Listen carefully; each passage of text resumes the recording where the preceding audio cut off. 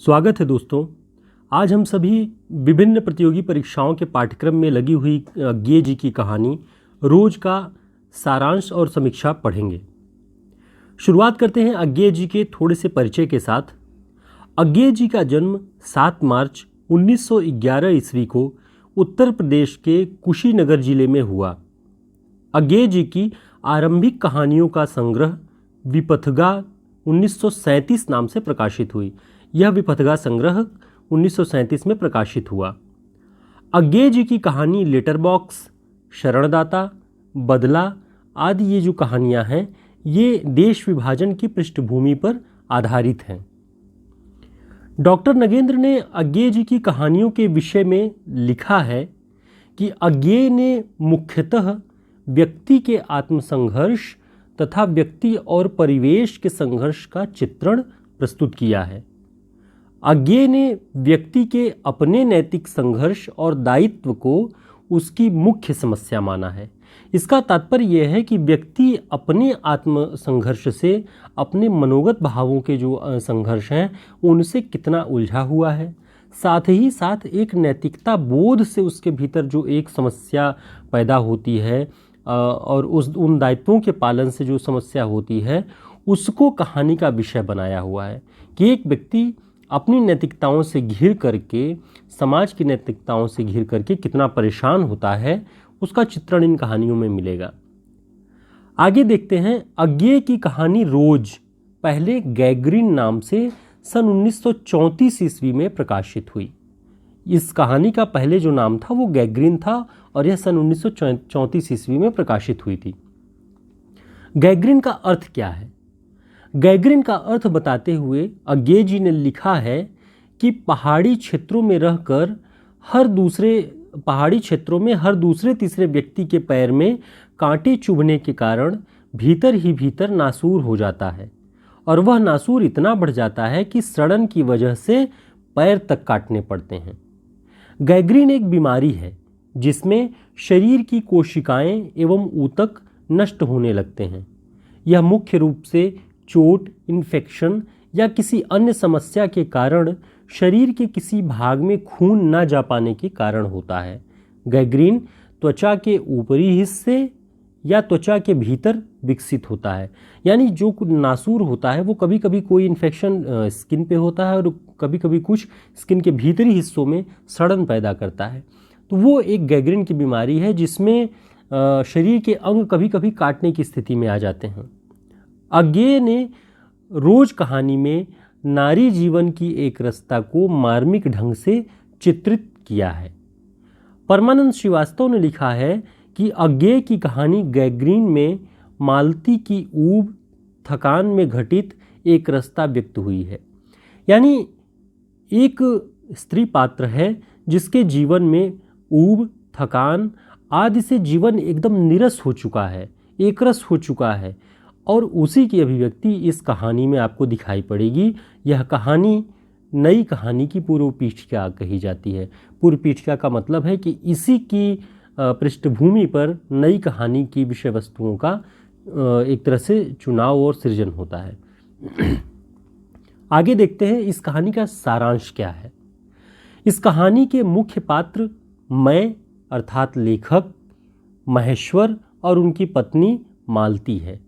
मालती के पति महेश्वर पहाड़ी क्षेत्रों में पेशेवर डॉक्टर हैं, एक डिस्पेंसरी चलाते हैं वो।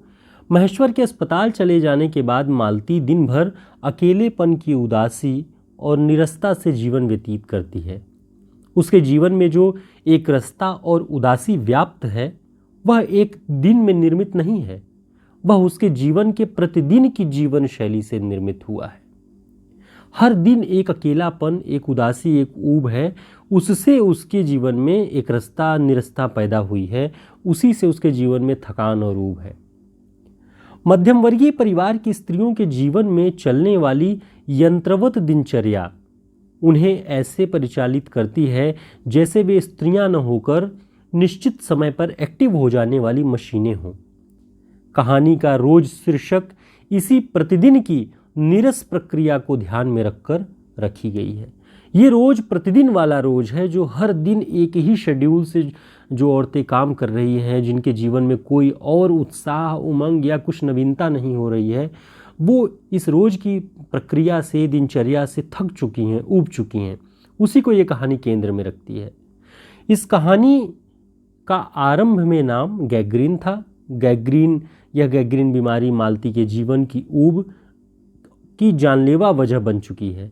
जैसा कि शुरू में हमने बताया कि गैंग्रीन बीमारी किसी नासूर के बढ़ते रहने के कारण शरीर के उस हिस्से में सड़न पैदा कर देता है, उसी प्रकार मालती का जीवन भी गैंग्रीन बीमारी की तरह हो गया है, जिसके जीवन में कोई नया बदलाव नहीं आता और अकेलेपन से बढ़ने वाली एक रास्ता उसे खाए जाती है। अपने मन के भीतर वह इन्हीं बातों में उलझी हुई रहती है। इस रूप में इस कहानी का नाम गैंग्रीन भी सार्थक होता है।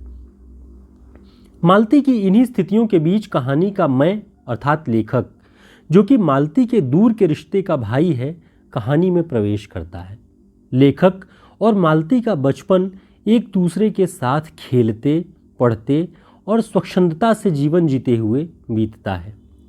वह मालती की थकान, ऊब और जीवन की निरस्ता को देखकर उन दिनों के बारे में बताता है जब मालती बहुत चंचल लड़की थी। उसका जीवन उल्लास से भरा हुआ था, किंतु शादी के कुछ साल ही बाद उसमें इतना परिवर्तन और उदासी देखकर वह चिंतित हो जाता है। मालती घड़ी के प्रत्येक घंटे पर बजने वाली ध्वनि पर ऐसे थकी सांसें लेती थी मानो बड़ी तपस्या के बाद कोई कार्य संपन्न हो गया हो। कहानी की पंक्तियां हैं, मैंने सुना मालती एक बिल्कुल अनैच्छिक, ध्यान दीजिएगा इन शब्दों पर, बिल्कुल अनैच्छिक, अनुभूतिहीन, नीरस, यंत्रवत, वह भी थके हुए यंत्र के ऐसे स्वर में कह रही है 4 बज गए। मानो इस अनैच्छिक समय गिनने में ही उसका मशीन तुल्य जीवन बीतता हो। वैसे ही जैसे मोटर का स्पीडोमीटर यंत्रवत फासला नापता जाता है और यंत्रवत विश्रांत स्वर में कहता है, किससे यह फासला मैंने नापा कि मैंने अपने अमित शून्य का पथ इतना अंश तय कर लिया। यानी कोई मशीन अगर कोई यात्रा तय करती है, कोई दूरी या फासला तय करती है, तो वह किसके लिए? ऐसे ही उसी यंत्र की तरह मालती का जीवन हो चुका है और वह भी अपने जीवन में प्रश्न कर रही है कि किसके लिए मैं इस निरस जीवन को यंत्रवत ढोते चली जा रही हूं। मालती की दिनचर्या में वही वही कार्य और वही वही घटनाएं रोज निश्चित रूप से होते थे। इसलिए जो घटना या परिस्थिति किसी दूसरे व्यक्ति को उद्वेलित कर सकती थी, मालती के लिए वह रोज का काम थी। जैसे लेखक पूछता है, पानी नहीं है तो बर्तन कैसे साफ करोगी? वह कहती है, रोज ही होता है, कभी वक्त पर तो आता ही नहीं। मालती का बच्चा टीटी सोते सोते अचानक नीचे गिर जाता है। उस पर जब लेखक उससे कहता है बच्चे को चोट ज़्यादा लग गई होगी, तब मालती कहती है इसकी चोटें तो लगती रहती हैं, रोज ही गिर पड़ता है। खाने में बेवक्त हो जाने पर लेखक कहता है कि मालती को देर से खाने में कष्ट होगा, तब वह बोलती है मेरे लिए तो यह नई बात नहीं है, रोज ही ऐसा होता है। अब आप देखिए कि रोज की कौन कौन सी प्रक्रियाएं हैं जिनसे वह परिचित हो चुकी है और उनसे न वह हैरान है न दुखी है, बस बोझ की तरह उन्हें ढोती चली जाती है। सब कुछ रोज घटित हो रहा है उसके जीवन में, इसलिए उसे कोई बड़ी बात नहीं लगती। वह इस रोज घटित होने वाली समस्याओं का भार अपने मन में दबाए फिरने में अभ्यस्त हो चुकी है। वह बाहर की दुनिया की खूबसूरती, उसकी गति आदि से कोई संपर्क नहीं रख पाती। कहानी का अंश है, मालती का जीवन अपनी रोज की नियत गति से बहा जा रहा था और एक चंद्रमा की चंद्रिका के लिए, एक संसार के सौंदर्य के लिए रुकने को तैयार नहीं था। यानी बाहर दुनिया में क्या हो रहा है, दुनिया में कितने सौंदर्य हैं, कितनी खुशी है, उससे उसके जीवन का कोई संपर्क नहीं रह गया। जीवन में यह एक रास्ता व्यक्ति के अकेलेपन का अवसाद है। साथ ही साथ जीवन परिस्थितियों का मजबूत जकड़ के कारण व्यक्ति उनसे अपना पीछा नहीं छुड़ा पाता। मनुष्य के व्यक्तिगत और पारिवारिक संबंधों के स्वस्थ न होने पर यह उदासी जीवन में और गहरी हो जाती है। जिस तरह मालती एक निश्चित दिनचर्या पर अपना जीवन व्यतीत कर रही है, उसी तरह का ही जीवन लगभग महेश्वर का भी है। दोनों अपने जीवन में यंत्रवत चले जा रहे हैं। महेश्वर मालती के खाने पीने, तबीयत आदि में कोई दिलचस्पी नहीं रखते। लेखक जब महेश्वर के साथ खाने बैठता है तो मालती को भी खाने को कहता है। उस पर महेश्वर हंसकर कहते हैं, वह पीछे खाया करती है। अर्थात पति के खा लेने के बाद खाने की यह प्रथा लगभग सभी भारतीय स्त्रियों की है। जैनेन्द्र कुमार की कहानी पत्नी में भी यही बात उभर कर आई है। बाद में खाने वाली स्त्री की थाली में खाना आया या नहीं, कोई देखने वाला नहीं है। वे औरतें अक्सर खाली पेट या आधे पेट रह जाती हैं। स्त्रियां इन उपेक्षाओं और महत्वहीनता से आहत अपना नैतिक कर्तव्य पति के प्रति निभाती रहती हैं, जो उन्हें मन ही मन में संघर्ष करने को बाध्य करता रहता है। लेखक महसूस करता है कि मालती महेश्वर के संबंधों में रागात्मकता या मधुरता के अभाव ने उनके जीवन में एक काली छाया पैदा कर दी है, जिसे वे दोनों पहचान नहीं पा रहे हैं।